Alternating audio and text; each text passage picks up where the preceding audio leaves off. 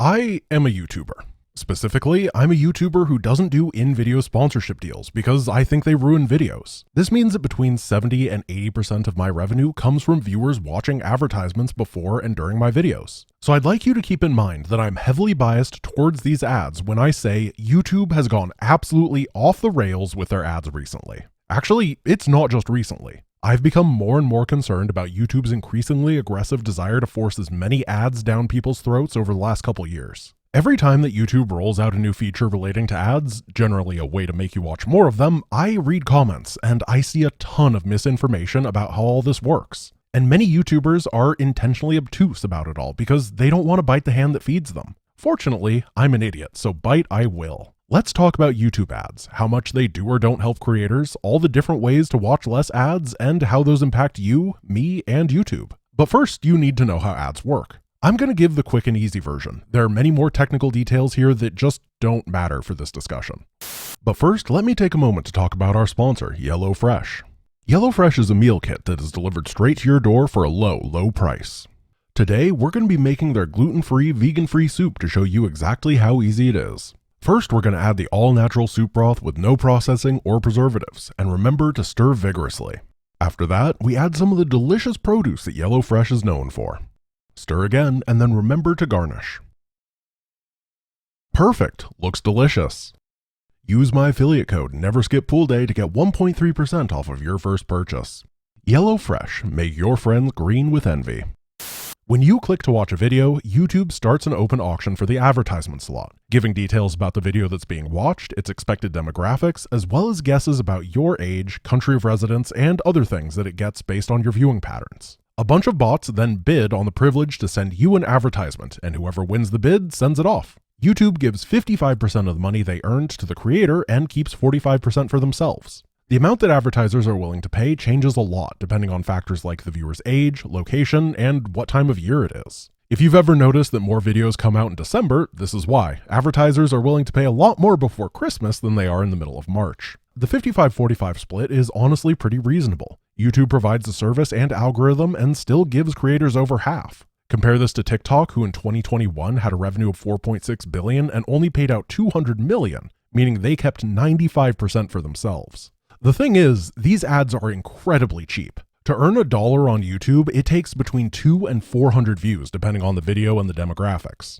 In theory, this would be higher, but the prevalence of things like ad block means that a lot less people are seeing ads, but the same number of people are watching. And YouTube's solution to this is absolutely senseless and insane. They take the remaining people that are watching ads and punish them by making them watch more ads to make up for the people using ad block. This, of course, causes people to install ad blockers, and YouTube counters by giving even more ads to their viewers. It's a ridiculous system that actively punishes people who are doing what YouTube wants them to. And now, YouTube is experimenting with adding 5 ads before videos, and some people are reporting seeing up to 10. And those are just the ads before the video. There are also mid-roll ads, the advertisements that interrupt videos to play, like this. What goes bump in the night? It might be your gifted child. Register your child with PsyOps today. It's the law. It's your duty.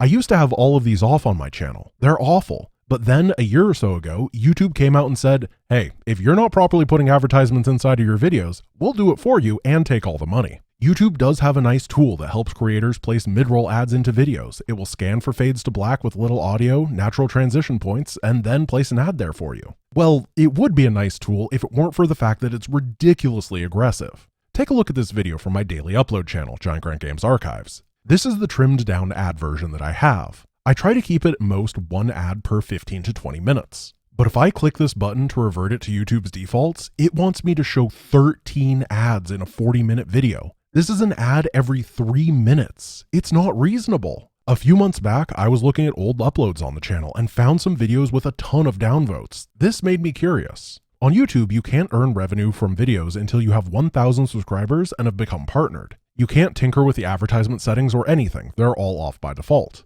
Apparently, once you become partnered, YouTube flips that switch for all of your old videos and automatically places these insane amounts of ads. If the system gets aggressive enough, old videos are completely unwatchable. I had to go back and spend hours fixing things because of how horrible it was. Ideally, I could have just turned monetization off for these videos. They're old and have very few people watching them at this point. But remember, YouTube says if you don't monetize your videos, they will. So turning off monetization wouldn't actually change the ads, it would just change if I'm getting a cut.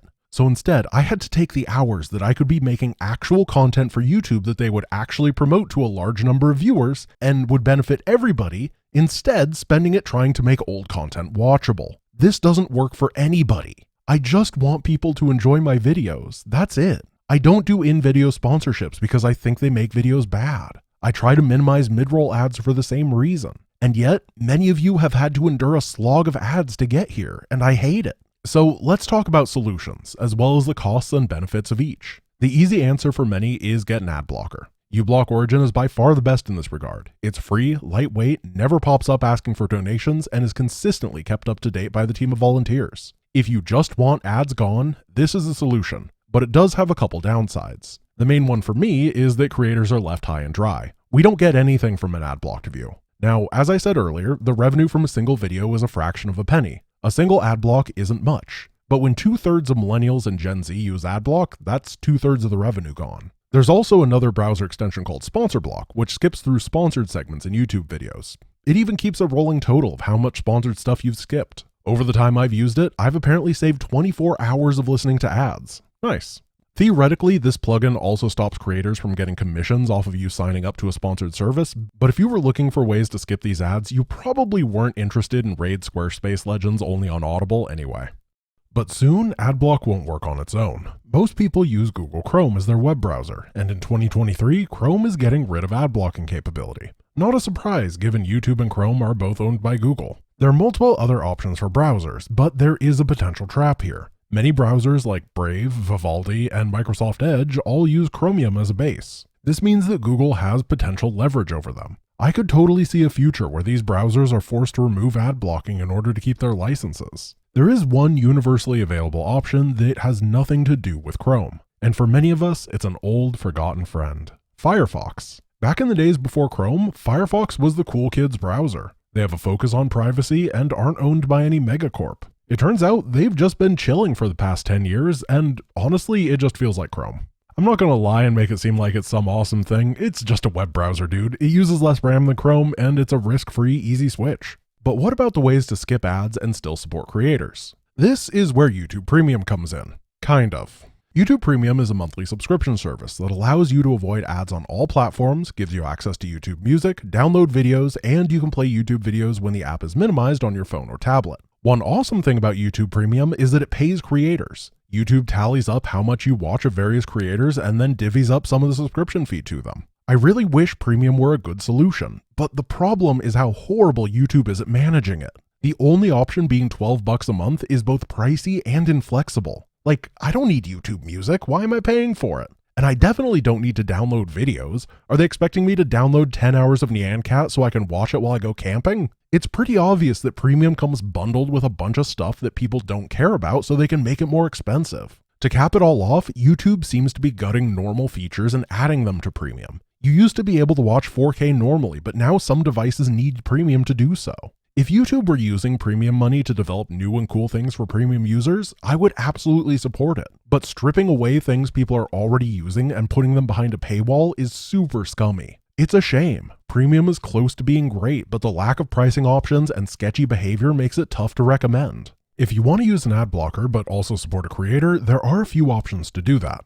The first one that always gets touted by YouTubers, and for good reason, is Patreon. Patreon is a monthly subscription service. Creators set up tiers and you can join one, pay a monthly fee, and sometimes get rewards. Mostly just a shout out or having your name appear in a video. The nice thing about Patreon is they generally give the creator between 90 and 95% of the money. It's also reliable and independent of views, meaning that creators can feel safer to not chase the algorithm, instead making things they want to and think that their fan bases will like. It is worth mentioning that if you subscribe to someone on Patreon, they can see your email. Generally, this is not an issue, but it might matter to someone, so I thought I'd toss it out there. Another option is a one-time PayPal donation. Well, it's sometimes an option. PayPal generally works fine with low fees if you are doing a donation of a couple dollars or more. But if you want to send a little bit of change to a creator, then the fees are insane. Here's a donation I was given for 89 cents, where PayPal took 2/3 of it in fees. This does only happen with small transactions, but it's totally lame. PayPal is also pretty sketchy in terms of privacy. If you send someone money, they can see the name associated with your account, email associated, and if you have a shipping address, which for most people is also their home address, that can be seen as well. Does it matter? Probably not, but I think you deserve to know just in case. There are also YouTube channel memberships. Any channel with them enabled, you can join. There are different pricing tiers and in theory rewards, but it's basically just Patreon at home. The channel owner gets 70% of the money and YouTube gets 30%. It helps support both creators and the platform, but I feel like memberships should give ad block to the channel or something. The only benefit that YouTube is giving for that 30% cut is making it slightly more convenient than Patreon. So what's the answer here? Well, there's a ton of options and everybody's situation is you just get Firefox and use adblock. If you really like a channel, give them $1 on Patreon. If YouTube Premium works for you, that's awesome, but it's inflexible and they need to address that if they want to be a success. In the end, the large majority of creators I've talked to just want you to watch and enjoy our videos. We trust that as long as we're providing good and enjoyable experiences, then things will work out. It's frustrating for both you and us to have to deal with the greed of a multi-billion-dollar corporation, and in the end, the optimal solution is almost always the one that you don't have to think about on a day-to-day basis. But most importantly, don't waste your life on ads. Your time is worth more than that.